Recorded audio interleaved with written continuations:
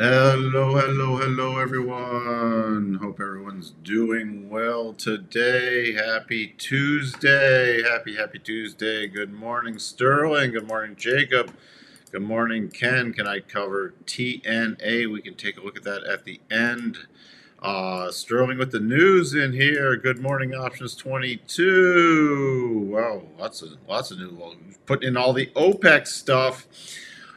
Crude breaking out higher, OPEC shortfall. So we'll take a look at that. So far, we had the business optimism index out this morning, slightly less than consensus and forecast. Other than that, Redbook normally out at 7:55 Central, but I think that's delayed today. If somebody could verify that, because I haven't seen it, I think it's delayed for about 25 minutes from now. I think it's coming at 8:30 Central, right at the cash open. Minor number. Tomorrow's going to be a biggie with CPI. And we got the EIA numbers out there for the crude traders. So far today, pullback in the mega caps after the big Tesla rally yesterday. Oracle was a beat on earnings, miss on the ever important revenue, and down 9%. If you're a fan, it doubles. Oracle, we'll peek at that real quick. Oracle, massive potential weekly double top. So do keep an eye on that one, especially if you're long, because if that triggers, wouldn't want to remain long. Energy, so far the strongest sector today. Financials are neutral and everything else is a little weak. Fed Watch tool climbing up a little for the November-December potential one hike, but not much, not over to 50% yet. We'll see if that changes tomorrow. And remember, the Fed is the Fed as projected pause is next Wednesday, not tomorrow, the following Wednesday. So, fear and greed index still in neutral mode. All right. As I mentioned, Oracle was after the close yesterday and was a beat and miss on revenue. Today, there's really nothing. It's very quiet right now. The next big thing is probably Adobe, which really won't move the market that much. So far, we had a nice little rally. It was a little choppy in the morning, but nice little rally follow through yesterday, and now a pullback. Looks like it's making the ever so favorite kind of triangle pattern. You know, key support coming in about 4,500 to 4506, and then yesterday's open about 4515 on the S&P. I'm not getting. Today's a day that shouldn't do stupid in my perspective with the being sort of quiet, and unless we get some momentum one way or another, we could have another back and forth day, just like the opening yesterday. Back and forth, no momentum on the open, a little kicking in at the European close, and then choppy the rest of the day. So, going to be very wary of back and forth and more of a balanced day unless we get a key tick reading either up or down. Breakout, I will be watching. If it does have some strength with some positive tick and some positive internals, I will be watching for a breakout potentially above yesterday's high. Other than that, yesterday's high will be an area I'll watch for a potential reversal area.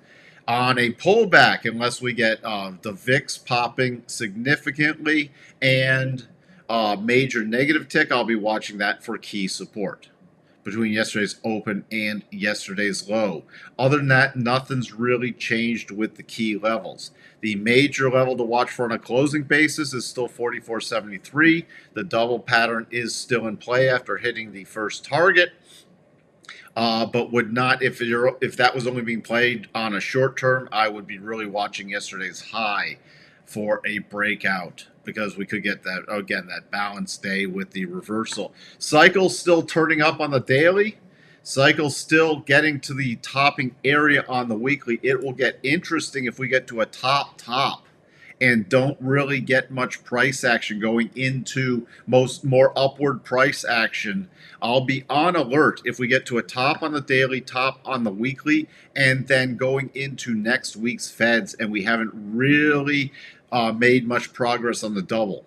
Because when we're doing stuff like that, and it's harder to test, but it's from my own anecdotal thing, when you have a pattern that doesn't get to really the second target on a double, and then, or even doesn't in the NASDAQ get to the first target and then fails and rolls over with a news event, it generally signifies a continued run in the opposite direction. In that opposite direction, I'd be really cautious to the downside then. But unless that happens, I got to rely on the probabilities of the double. NASDAQ, again, a little pullback. I will be watching again yesterday's high. Above yesterday's high, it's really about 15,730 area.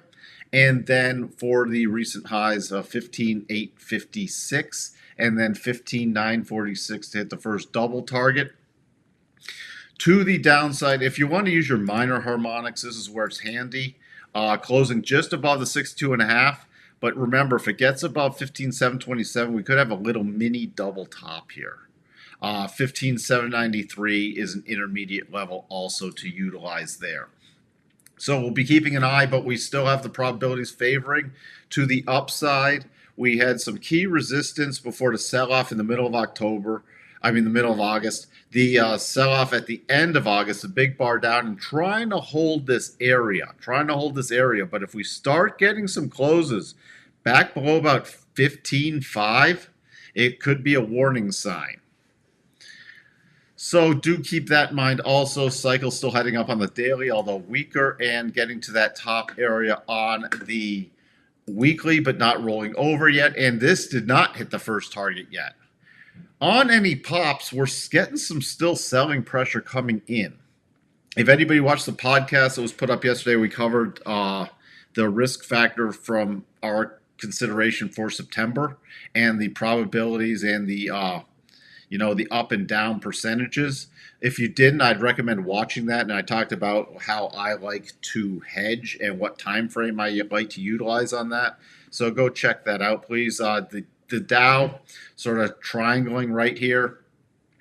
Major support at this point is about 34.8. We bounced up to this 35,150 area yesterday and could not get through it, so that's key resistance. Other than that, watching for some back and forth price action. The Dow would be one of the last ones I'm turning to. The Russell, not looking weak at all. Not looking strong at all. Looking very, very weak. It gets very interesting if we start breaking below Friday's lows in the Russell. Not good. Remember, this is now a triple bottom pattern. We already had the double that played out and completed. So I'm really keying off of Friday's lows. If we get down to Friday's lows, I'm watching for a retest of the Friday the 25th area, Friday the 18th area, July 6th area, and the area from June 23rd, June 26th. If that gets broken, it's uh-oh zone for the Russell. And Russell could start leading things lower. Now, we are at cycle bottoms, but that is not a reason to buy yet because it has not been able to get any traction. In order to get anything going in the Russell, I have to see it be able to get above about 1870. VIX, still well below this 1481, climbing up a bit today, but unless we really start popping, which would be required a pretty hefty sell-off and some momentum bars, I'd watch. If this does pop, I'd watch for those key support levels I talked about earlier to hold. Good morning, PMG. We can take a look at Meta too, Jacob. Good morning, Alan.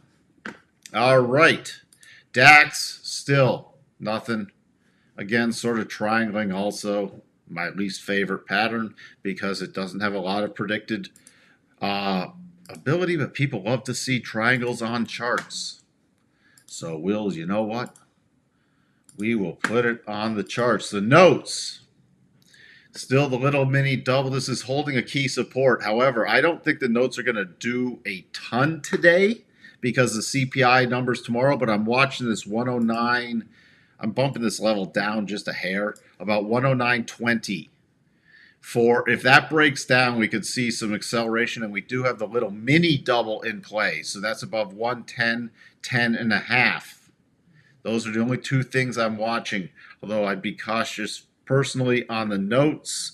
going in because CPI is going to really drive some things potentially. The yield is virtually flat from yesterday at this point. Yes, the yield does have a double top in the 10-year. And the key breakout point I'm watching is about this 4.3 level. 4.3 to the breakout, and with the yields still climbing.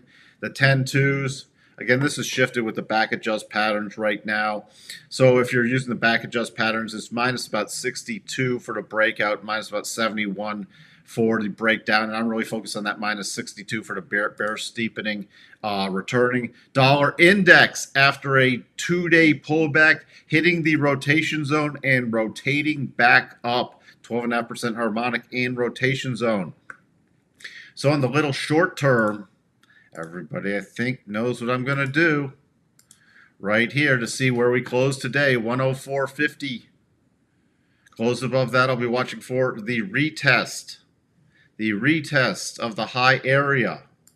That would potentially put in a little mini double top, but against the rotation zone. But I'd be more watching for a breakout. But that's the levels I'm watching so far. The trend continues. Crude.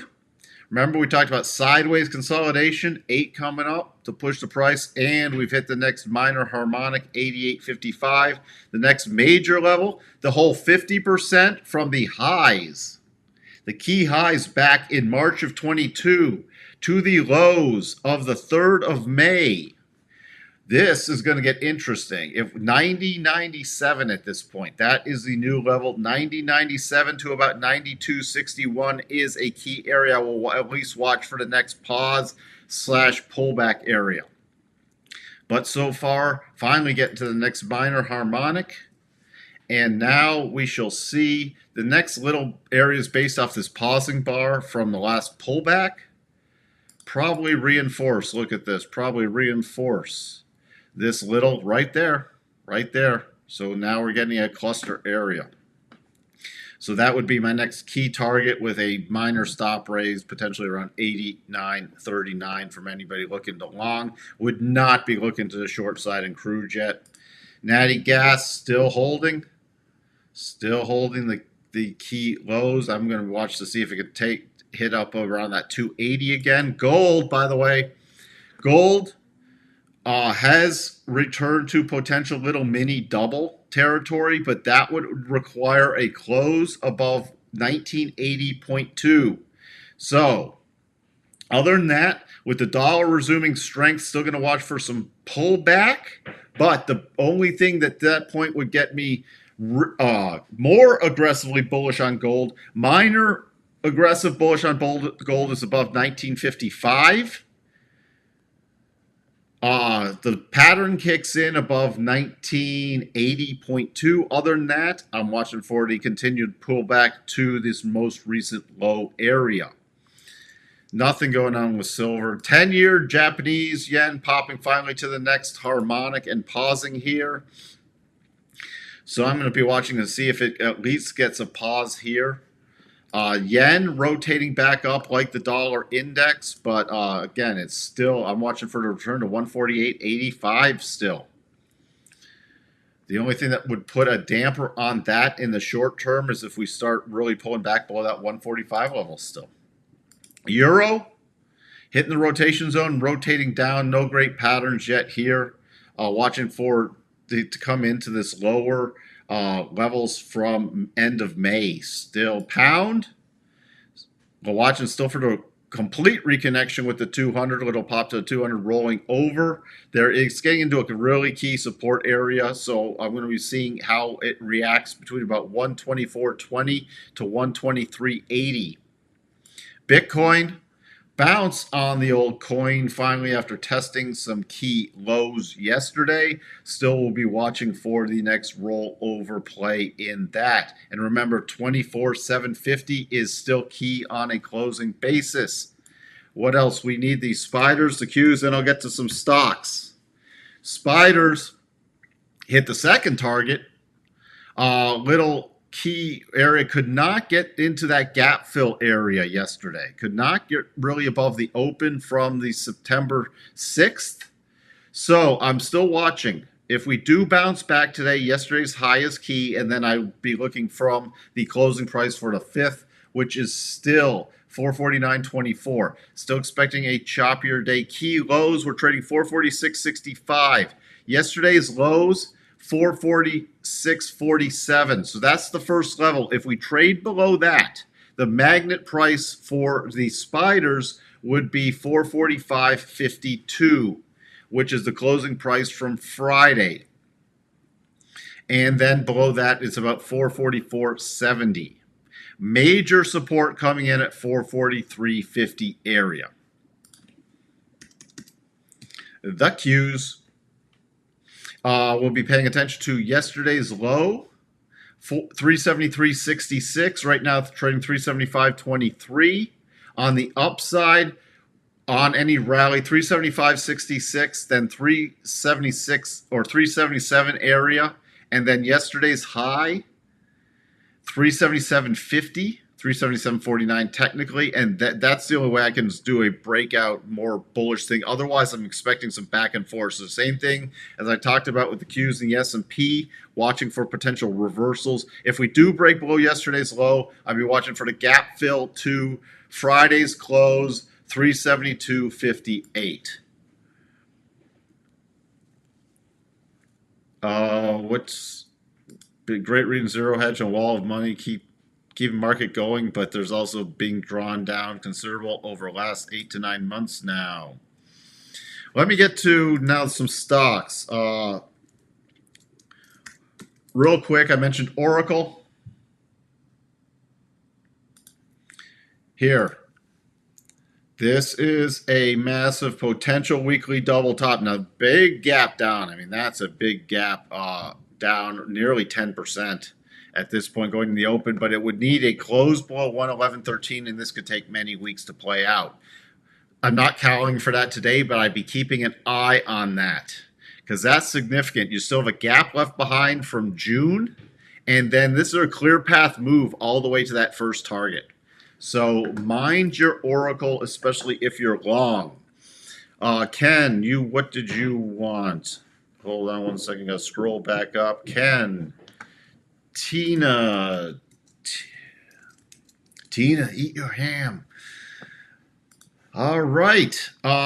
Again, this is the Russell bull cap 3 times shares. It had the little mini double that already played out. My same thing as I talked about the Russell. This is trading against key support. Would not want to be long here if we start breaking down about 31.75 area. Would not want to be long. Same thing as I talked about in the Russell futures. Is there anything bullish really? Anything bullish above about yesterday's high would just be back into the rotation zone, and you got some very key resistance around 34. This is not a double bottom. That is sloppy on the weekly, and that wouldn't kick in until above 37. So unless something really changes and we get an underlying bid to the market, would not be looking at Tina from the bullish case at this point. The breakdown levels. And look, we got a gap still left behind. So if it really starts breaking below, I'm watching 31.75 on a closing basis. But then if it loses 31.73, that's the lowest since we had the breakout at the beginning of June. You got a gap left behind, and we could easily see 28.80 to the downside, which is coming into another major support level. So unless this gets a stronger bullish bottoming pattern, like rotates down, makes another minor double, and then gets above Monday's high, that's the only thing that would get me bullish at this point, and that would only be for a little pop and then a potential rollover. And again, unless we get an underlying bid in the market. Remember, September has the probabilities to be a generally, potentially the worst month of the year. Not guaranteed, but we're not seeing a lot of strength come in yet on the bounces. What else do we? So there's your Tina Ken. What else do we have? Meta.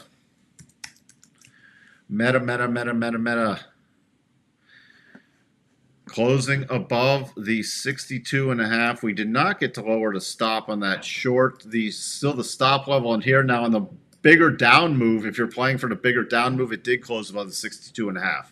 And if you're trying to play the up move, that keeps the potential upside in play. All right. So yes, it's a very good observation. The next minor target, I would actually use the minor target here of 313.25 and then 317.03 and then 319.72 would be the targets I would utilize to that. ENVX.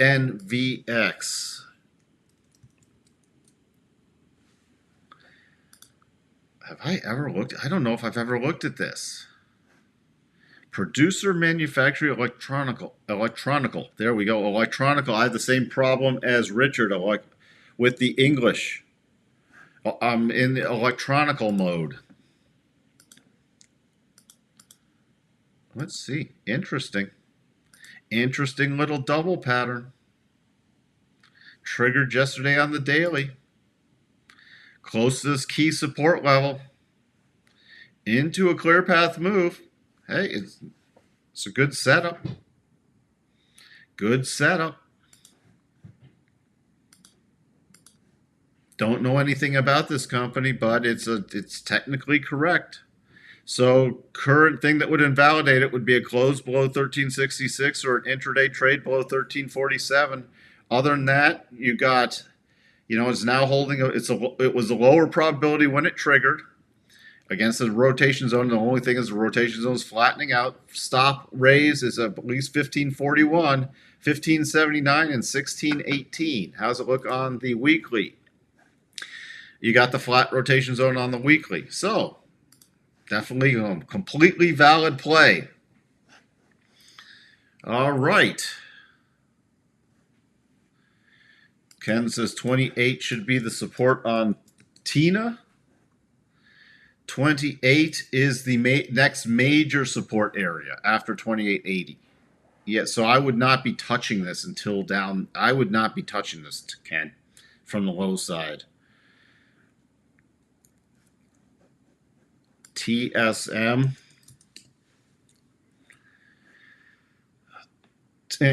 See, I'm still watching for lower price action. I'm watching for the next rollover play on TSM. There's still downside. We still have gaps. I'm still watching for some potential. I'll be real interested down here closer in the lower 80s. Any pops here, I'm watching for rollover plays still there.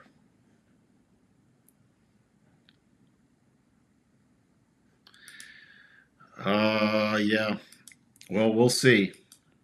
I'd be more interested in the Russell towards after we get the crappy time out of the way. More interested in the Russell after we get crappy time out of the way. And so if Russell can actually hold on the futures, and even if we break down and then it gets into this lower range, and then we get into like mid-October and start getting some moves on, then it could be an interesting play into the end of the year. But there's nothing that I dip my foot in yet with. Apple, yeah, Apple event today. Thank you. Options 22. The Apple event is today. Apple, if it could, anybody expect anything from the 15? I mean, I think sort of, and I have an iPhone, but Samsung's starting to kick Apple's ass with stuff. In terms of innovation and new features, what are they going to upgrade the camera? Are they going to do anything major with the iPhone, or is it just going to be another year of minor changes? If it does break above yesterday's high, I'd be watching you still. The targets I would utilize are the low of 181.47 and then the close of 182.91. Double check again. I forgot where this is. It did not get up there. Other than that, the real gotcha is a break below this 172 area. because you break below there, we could be seeing a reconnection with the 200.